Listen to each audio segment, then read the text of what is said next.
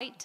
It is difficult because female foreign policy often is not only about equality. It's actually what I believe personally about transforming our societies, and it is pushing back against illiberal tendencies. And of course, these things do not go hand in hand with many governments, especially ultra-conservative governments like my own, which believe in the opposite. They believe in hierarchy, in patriarchy, in many other things. So you could think that, this is a very tough thing to do. Maybe even you could think that it is impossible. But I would definitely use the recipe that Anna-Lena has told us. So principled, pragmatic, and persistent approaches do work. And I have actually only 4 recipes that I found out to be working in the last 8 years. First and foremost, and I think this is so obvious for every one of you here, engage the civil society. The civil society has been incremental to continue pushing the feminist agenda, not only in foreign policy, that less so probably, but in our society, in Poland. And it was actually the civil society that organized women's marches when we had this extremely oppressive anti-abortion law that is still, by the way, in place. And what is interesting, Prime Minister Morawiecki, which you've referred to, just a few days ago said that actually changing the anti-abortion law was why they failed in this election. They recognized that the power of women and the power of civil society was what made really the difference in Poland and made the government lose. Number 2, build with the government programs that promote women leadership. It's not like my previous government, outgoing government, did not want to promote women. On the one side, and this is a fact that I know, the Ministry of Foreign Affairs did not have a single Minister of Foreign Affairs or a Deputy Minister of Foreign Affairs throughout the entire 8 years. And it was not because they didn't want to, but women didn't want to join the government. It was very interesting because I spoke, in private and said, we're trying to find somebody from within the ministry, but just women don't want to. and I understood why, yes? But having said that, even the Ministry of Defense was trying to promote more women, but they didn't know how. So we've built a number of programs as civil society, and the Women International Security Poland charter that I run, creating a special mentoring program that was helping actually women in public administration to take on leadership role in the hope that, maybe when things change a bit, they can actually assume. So engaging in real programs with the government which promote women leadership really matters. And number 3, engage in policies that do not threaten such governments. And I found there's a number of those: gender pay gap, domestic violence. It really depends on the government, on the shades, on what, kind of constituencies they have. They often have a lot of women as well involved, where you can talk what is important. So these are the 3 things. And finally, and I think this is most importantly, do not forget to engage men in all this. Not only the politicians in these governments, that's super important, but what we see in Poland now is that on the one side we have reversed gender gap in education, so we have much more educated women in high schools, in universities and so on, and men who fall behind and they feel excluded and very often have problems with even finding, finding women that would like to marry. It's a real social phenomena right now in Poland. And these men start to actually vote far right. Yes, and we have a far-right party, Confederacja. Now many of the voters then say they're frustrated with the women empowerment, but they're privately frustrated with the fact that they are missing out, that there is a gap. So engaging men is not only engaging politicians, talking with them and so on, but it's also remembering that, equality is equality. We need to pull everybody up and not leave people behind. And the final goal, of course, women empowerment and human empowerment. Thank you, Terry. And just a quick question. Should women have taken those jobs and been the face of those policies, Katarzyna? I mean, it's a circle. If there are no women in trying to influence the government away from them, it's difficult, but who wants to be out there telling other women how they're taking their rights away? It's a very hard question, and I think you have to cross that bridge when you get there if you're a politician. We had a female prime minister in the last 8 years, but it was obvious that the decisions were made elsewhere, not in the chancellery of the prime minister. So I think you need to know what kind of agenda you're pursuing, what kind of compromise you're ready to take on. I mean, if you ask me personally, I wouldn't, but there's a lot of great reasons in different situations why some politicians decide to do that, and I would respect those choices as well, as long as they promote also women rights, which of course not always is the case, as we know. Interesting. Thank you very much. Moving to Ukraine now.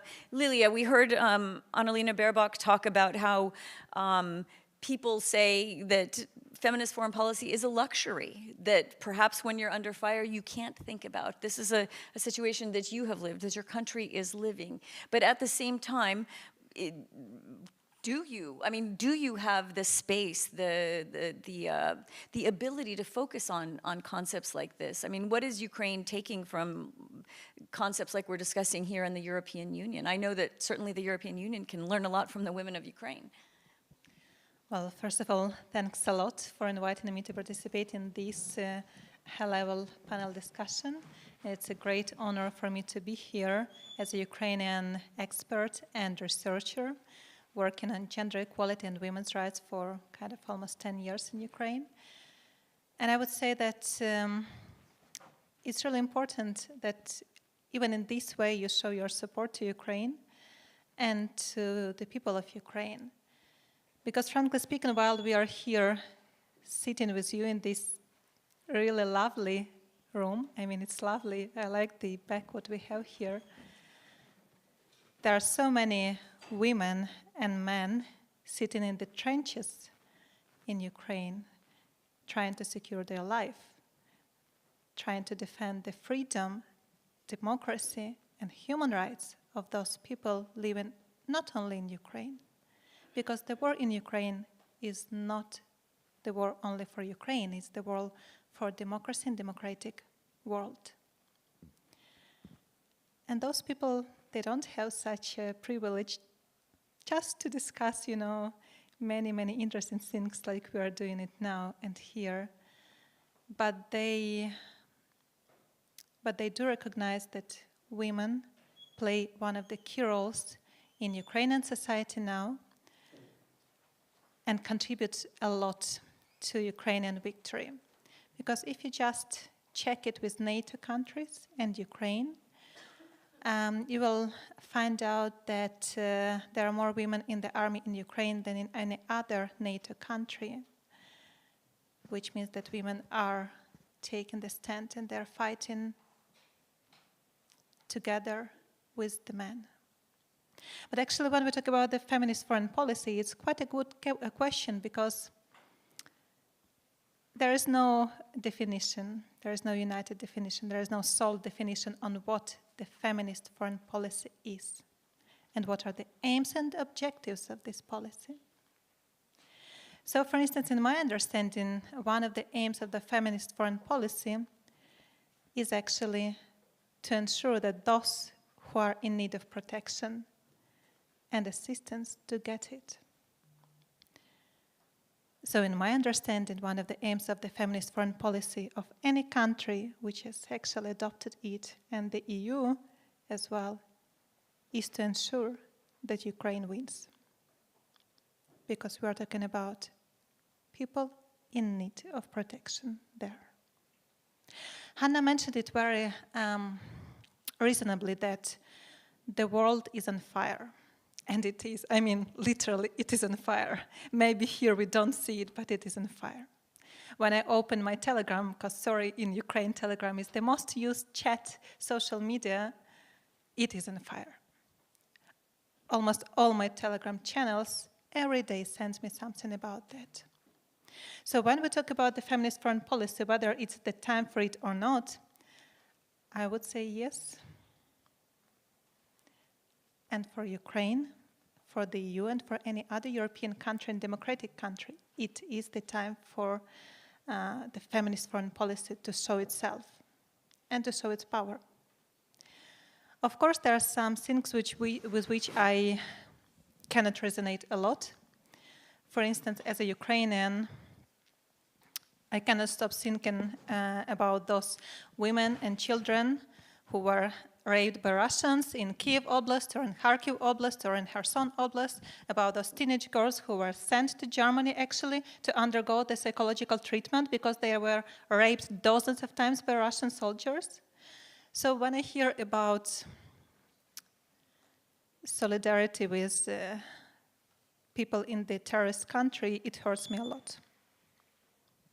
So did the comments by Annalena about the visas hurt you?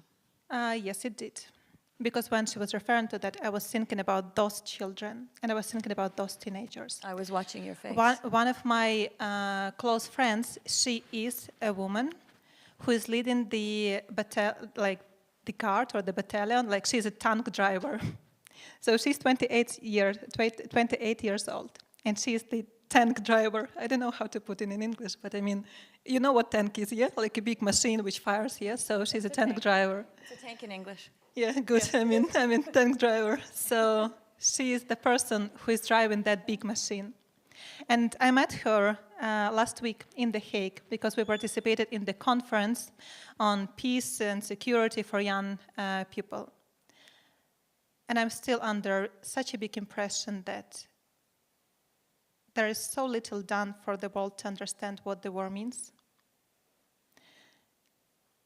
And I still think that if we talk about the feminist foreign policy, this is one of the tasks of the feminist foreign policy, to explain the world what actually war means without letting the war to come to your houses. Because it might. So talking about Ukraine and whether Ukraine should learn from the EU or EU from Ukraine, I believe that this is a two-sided process. So there is something Ukraine can teach EU, but there's definitely a lot EU can teach Ukraine at this point. Thanks. Thank you very much. Hannah. Oh.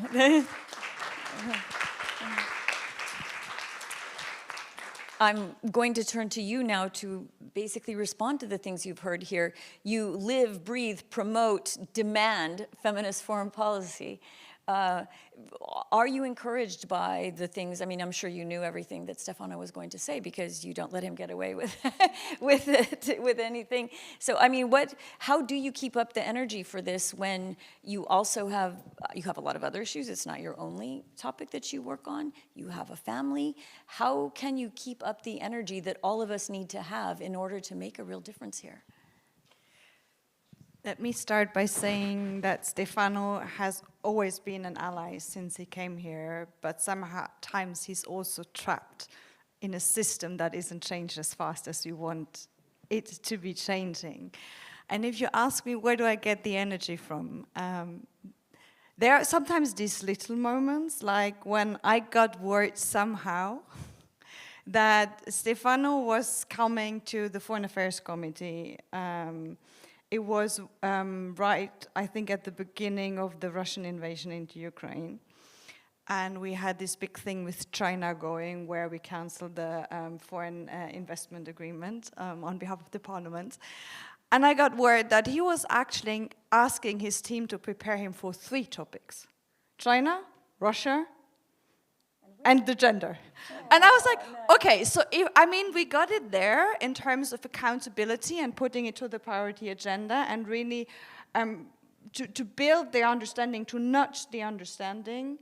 We moved quite ahead. And I would say 3 years down the road, we are no more in trying to explain everyone why it needs to have this, not just representation, but also resources and rights discussion. But now we're starting the discussion about how can we do it, and also about how can men be allies in this. Because for a long time, and frankly said, if I look around here in the room, it's still supposed to be like for the women. But we actually make it work if men become allies, and if we, also take up the challenge of answering how can we do it better. And then Poland gives me a lot of hope. Stefano knows it, everybody knows it. Why don't we have a Foreign Affairs Council conclusion on the Gender Action Plan 3? Well, because it's 2 countries that don't dare to say gender. Now we're down to 1. So we can try again, Stefano.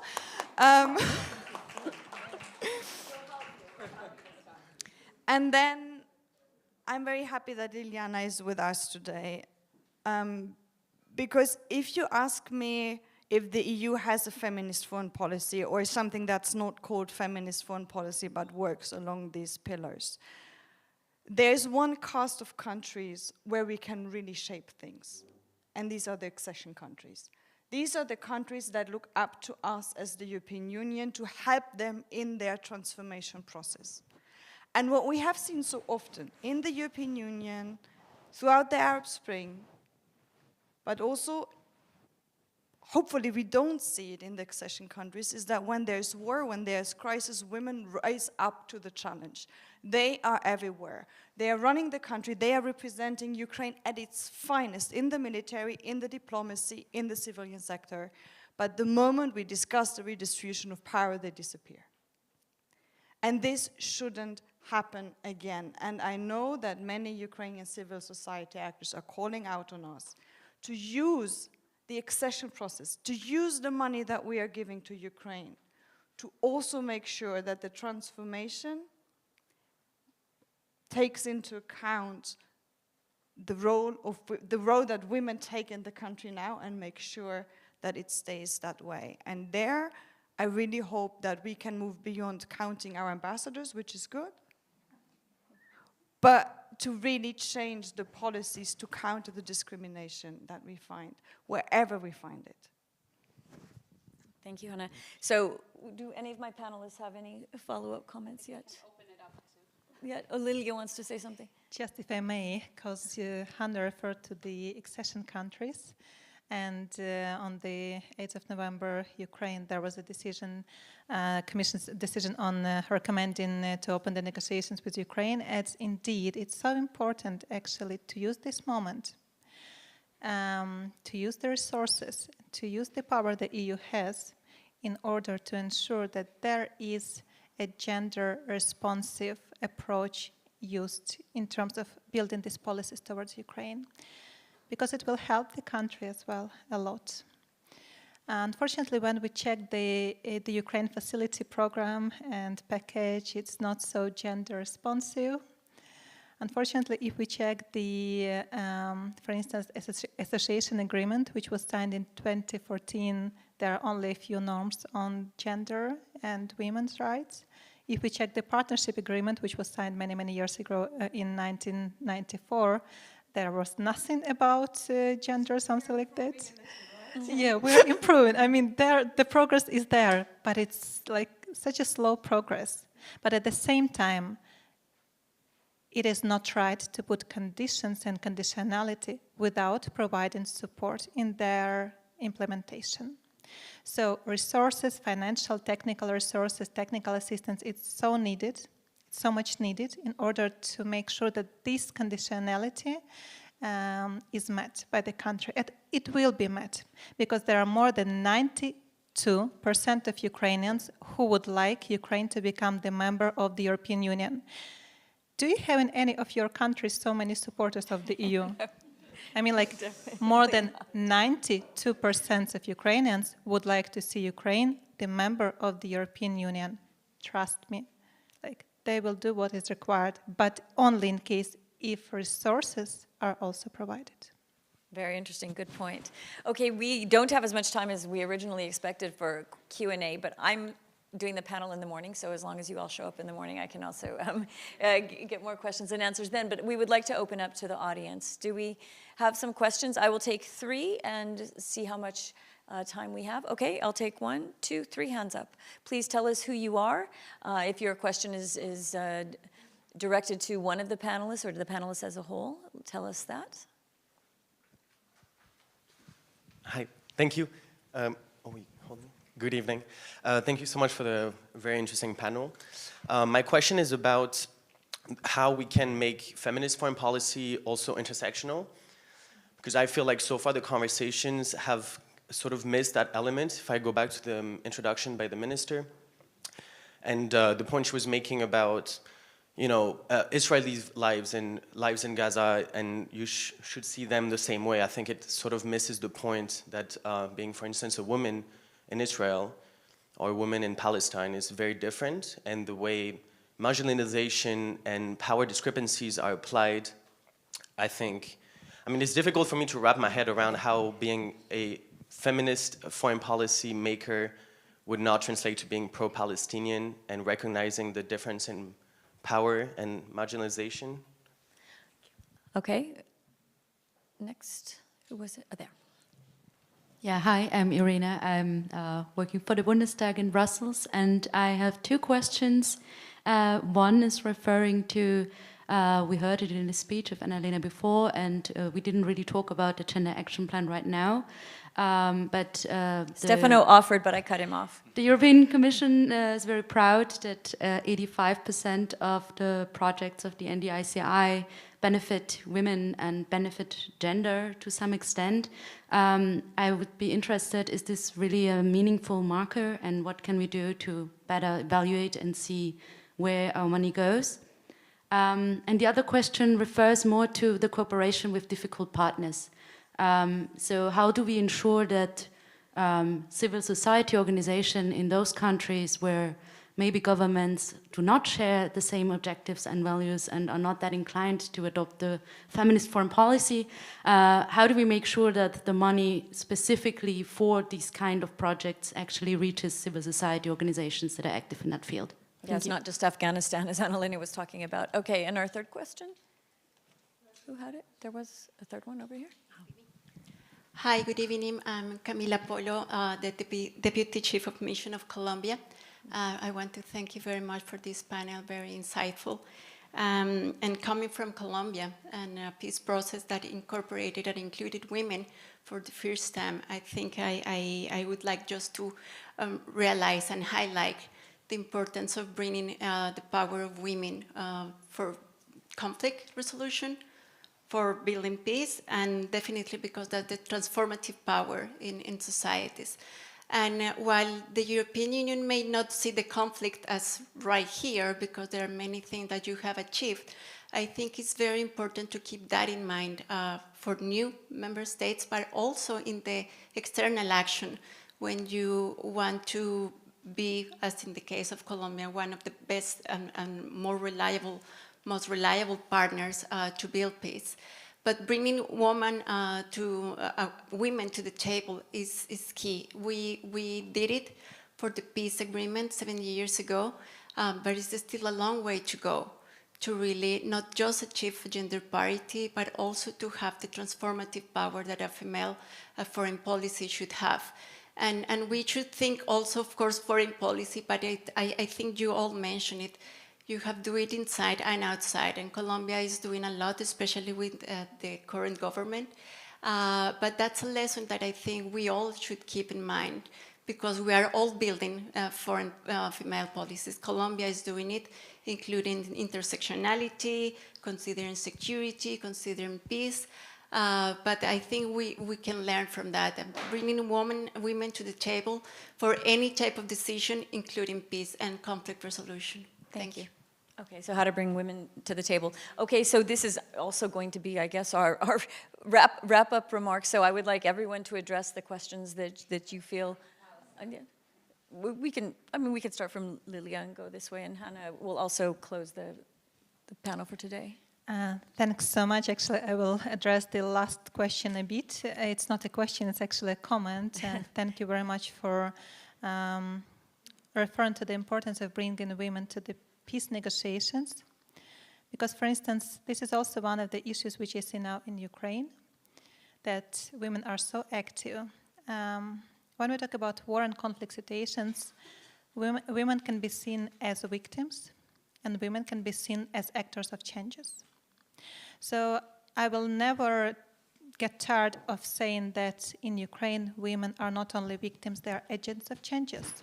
There are so many women volunteers, there are so many women fighters, there are so many women in diplomacy and so on and so on. But unfortunately, If we check the composition of the negotiation group, which was approved by the president in 2022, and it is still in force, there's no woman. Like, it's all male. And actually, in February, I came to Brussels to visit the EU institutions with the gender advocacy visit, gender experts from Ukraine. We visited the parliament. We also had the session with Hanna and so on and so on. And after that, we composed a petition to the EU institutions, at least to those with whom we interacted, with some points, kind of recommendations, what would be lovely to do.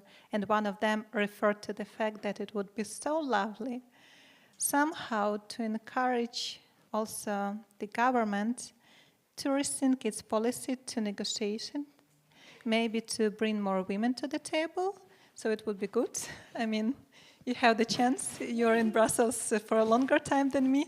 I will leave in December, so please consider it while this current mandate of the Parliament and Commission is going on.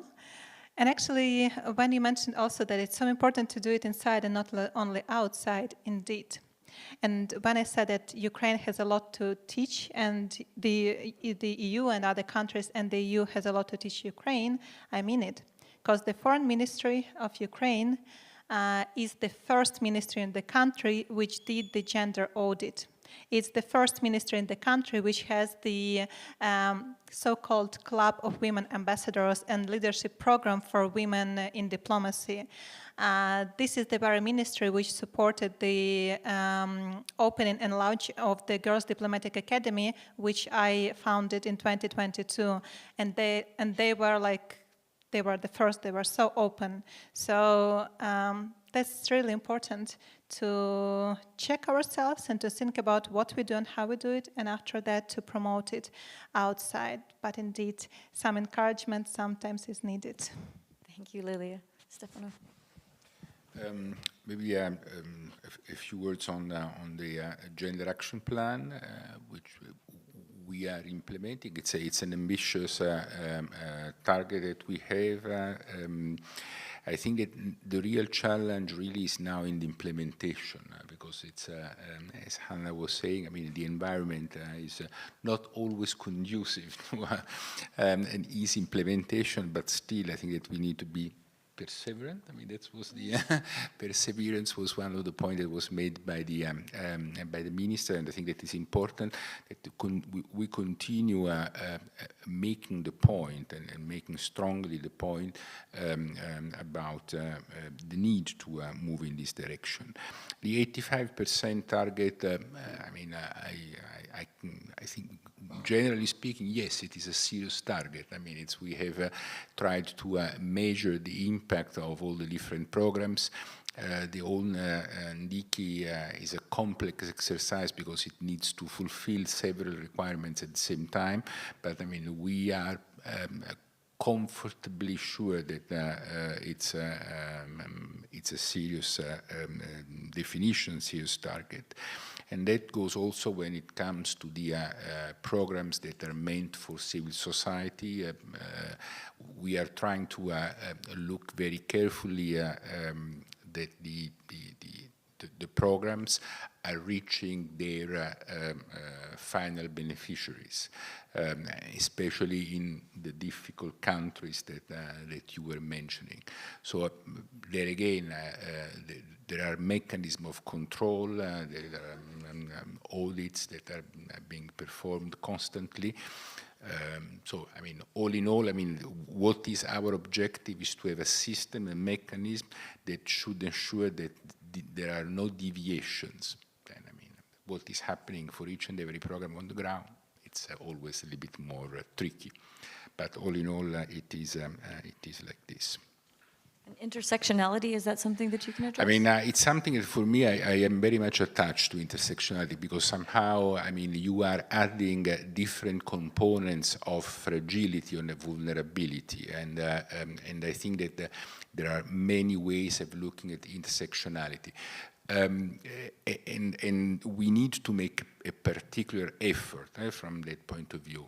If I have to be honest, saying that this means that the situation have to be more, let's say, sympathetic to the situation in Palestine, not necessarily, even if I see, how to say, the weakness, but that's the weakness of the whole society, not only the weakness of women. So, I mean, I tend to be, again, very attentive to this element of intersectionality, and that's one of the reasons why I wanted to put together gender and diversity, because somehow, if there is one element that you have managed to achieve, is to make gender a clearly visible political problem. And it's much more difficult for all the other vulnerability or diversities, which are considered as something that you have to treat in the closet of a room and not as a political problem. And it comes about sexual orientation, it comes about regional, religious beliefs, it comes about ethnic backgrounds. We have nothing against you, but in a closed room. I mean, don't make a fuss politically about it. If more women were in charge, that would be less of a problem. Oh, sorry. No, I said we were told that a few years ago as well. Don't make a fuss about it. That's why I'm fighting to, how to say, to move it from the point of solving the specific problem to the point of making a political point about the fact that we need to have inclusive societies and we have to have inclusive working environments, and that's what I'm working on. But if you had more women in charge, I mean, you probably would have more inclusive societies because they come in more sensitive to these issues. So if we achieve, I mean, if the gender balance goes up. Yes, but I mean, we need to, if I look at the, I would say now I'm speaking only for my own house, I'm the External Action Service, and I see the composition, in terms of, again, ethnic background, belief in sexual orientation and so on, I do not see that much diversity.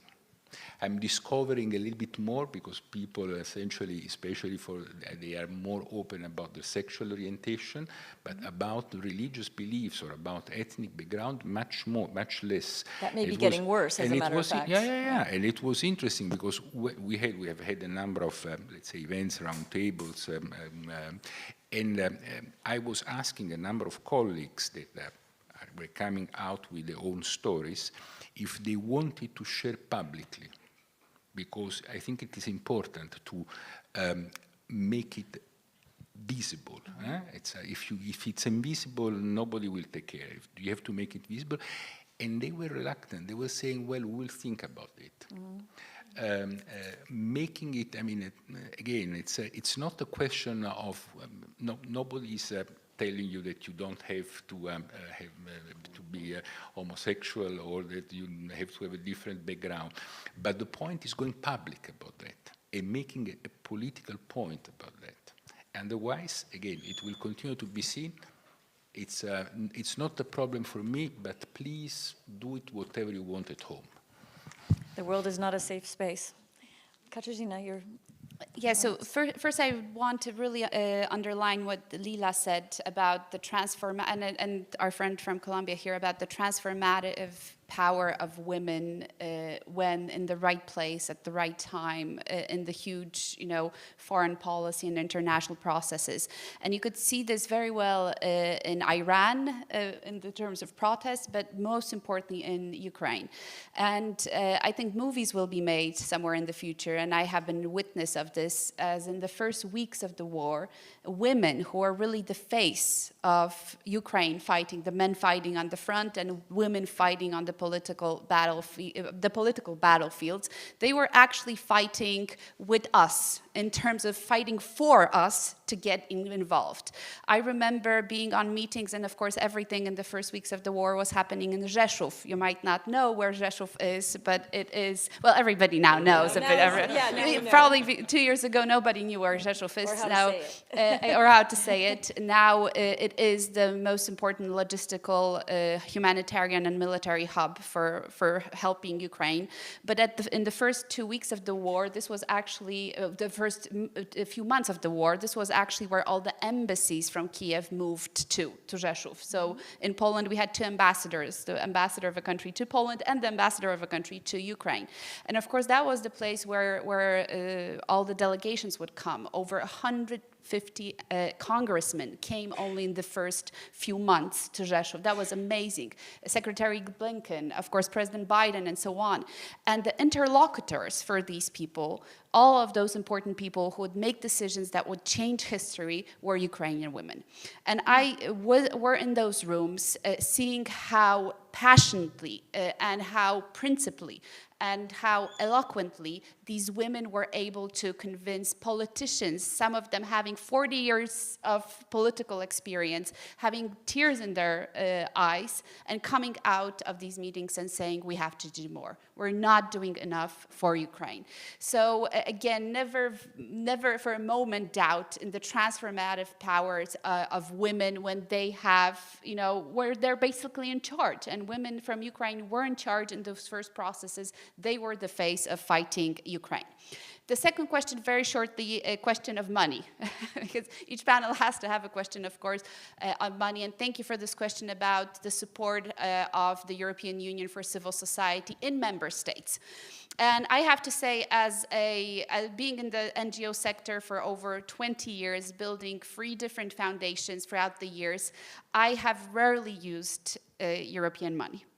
They are complicated, they require procedures, and I'm sorry, to be very honest, consortiums and 100 other things, and it's simply not practical. Especially if you're fighting for a cause, you need somebody to trust you with what you're doing. You can't plan 2 years ahead a march, an anti-abortion march. It's happening now. Yes, you need to have partners on the other side who trust you and understand you.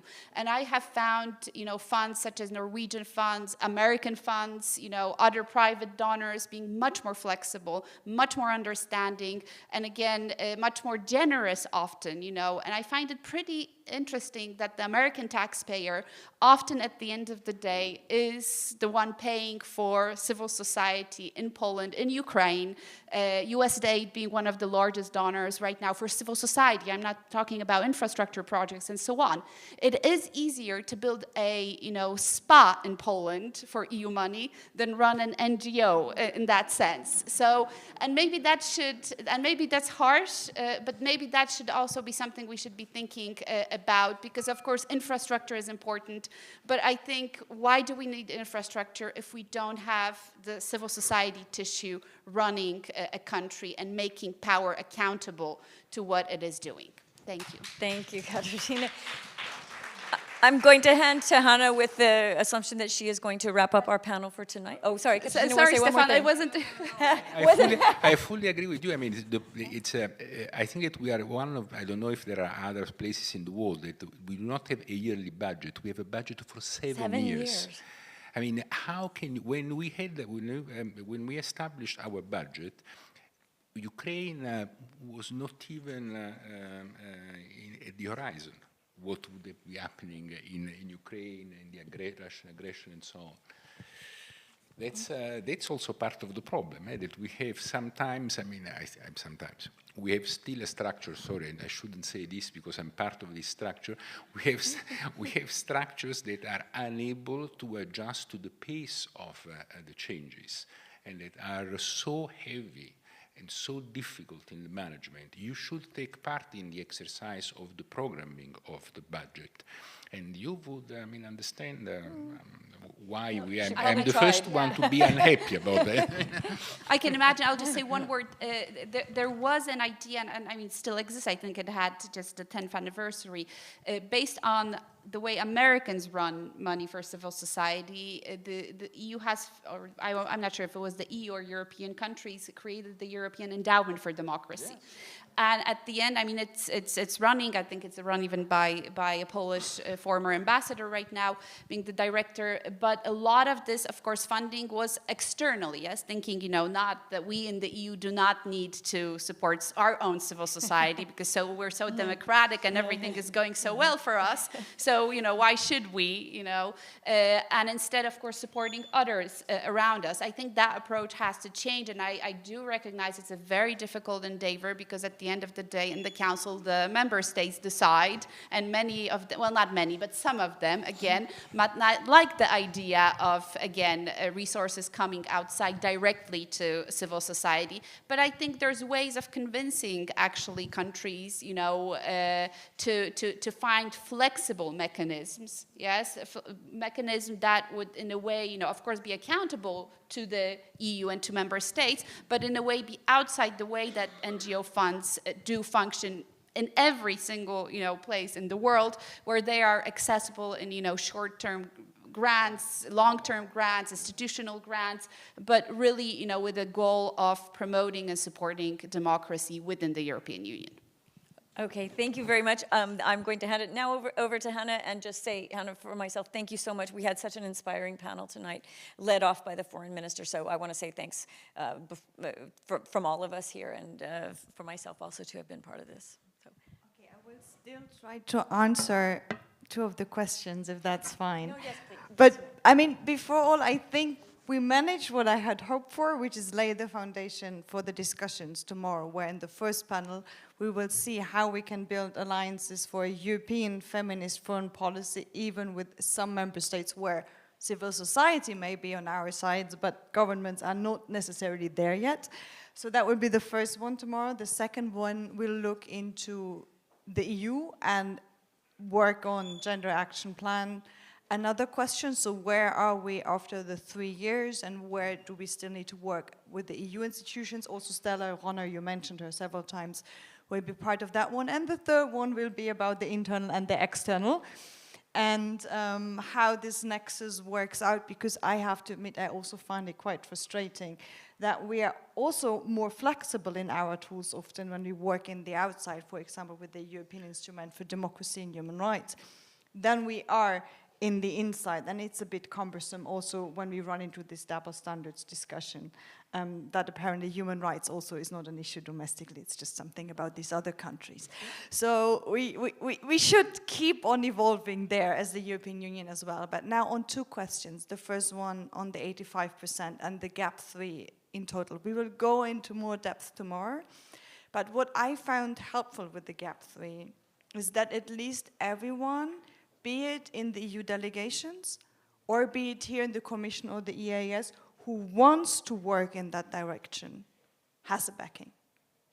Has a backing to use money with these priorities, has a backing to do appointments in this regard, has a backing to set certain political priorities when working. So I don't think we managed yet to make it mandatory for everyone, but we clearly empowered and strengthened those who want to work in that direction.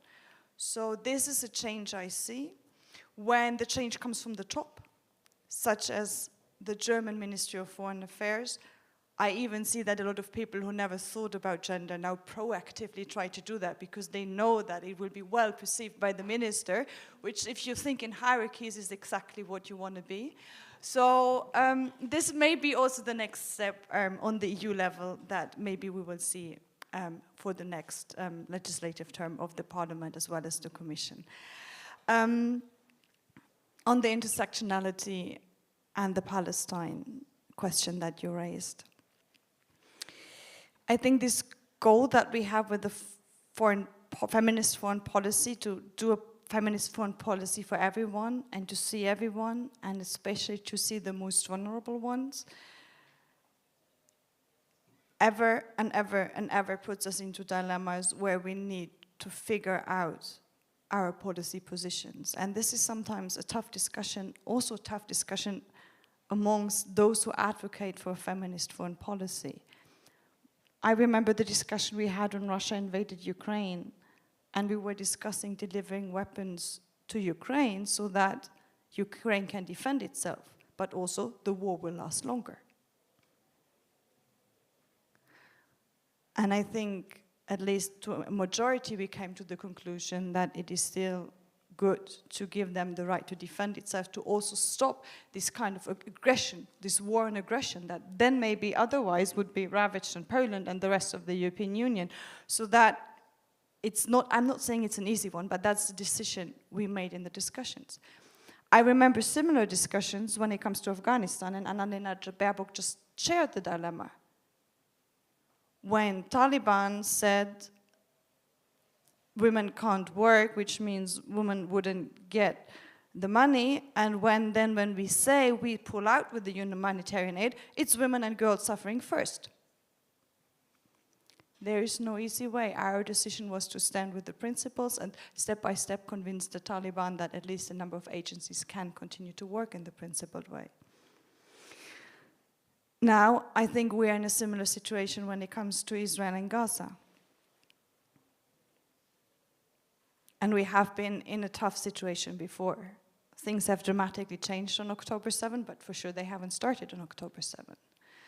And we have seen a terror attack with Hamas deliberately targeting the most vulnerable because they knew it's going to be the most scary pictures and it's going to hit Israel most. And we are clearly outspoken that this is unacceptable, and I think that's what we have to be as a feminist movement. We are clearly outspoken that the hostages should be free. But we're also clearly outspoken that any intervention for self-defense to which Israelis have the right has to be in the limitations of the international law. And we see the suffering of people in Gaza. I think there's no one who doesn't see it and who isn't suffering, I mean, looking at it and being totally troubled. But we also have to say that we need to free the civilians in Palestine from what Hamas does to them. That's also part of the truth. And to allow this differentiation between actors of aggression and violence that, frankly said, misuse Palestinians as shields by hiding in hospitals. And there is no right answer how to deal with it. So seeing all this suffering and then trying to work out step by step, situation by situation, the political demands coming from it, in close cooperation with those on the ground, with Israelis, as well as Palestinians, trying to empower those who work for peaceful solutions and who did in the past to become louder, I think is the way forward. And at the moment, advocating for humanitarian aid to continue, which is something we did, to even be more for humanitarian pauses, for humanitarian corridors, to make sure that it's an escalation.